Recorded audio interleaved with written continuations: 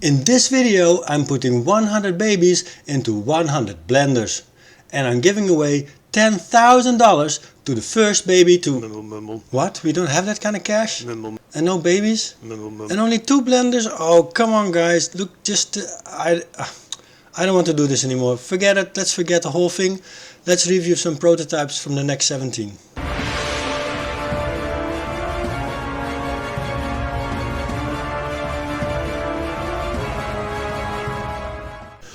So here we have something called a first shot prototype. This is the first shot of the uncle. First shots are basically the first time the factory tests a steel mold to see what will come out. They'll take any plastic they have lying around, fill up the mold and make a first impression. This means these first shots often come out in crazy colors. Nobody's looking at the colors at this point, they're just looking for imperfections in the mold. Here's a first shot of the farm boy. First shots are basically sent off to designers for verification. So that means I get a bunch of these sent to my house and have to go over them carefully to see if I think they're good enough. I can either ask for corrections or I can approve the mold for mass production. Mass production is basically an automated production run.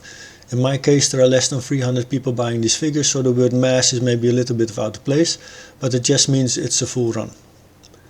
Now the kind of corrections you can actually make at this point are fairly limited. I'll try to explain why. Here are some pictures of steel molds. These are the actual molds for the Next 17 Wave 3, by the way. Basically you have 2 blocks of steel clamped together with a cavity inside. Whatever plastic is injected into that cavity gets the shape of the cavity. And this is also where the limitation comes from. You can take away more steel from the mold, making the cavity bigger, but you can't really add any steel back. Added steel would just jar loose over time, so it's not really done. But because you cannot add any steel back, this means you can only add extra plastic to a figure.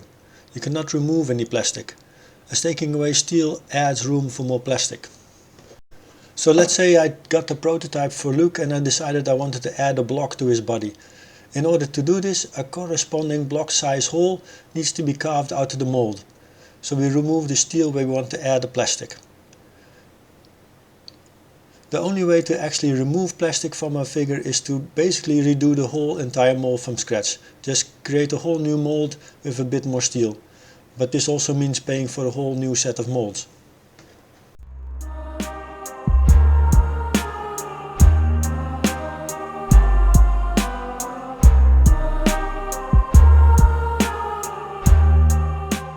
So I guess that brings me to this week's giveaway.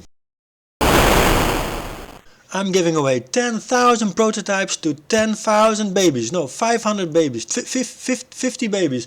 And no, we're not doing this. No, forget it. I'll be giving away 1 uncle to 1 subscriber who also leaves a comment, who gives a like, and who actually means the like and in his heart feels a lot of likeness for this video.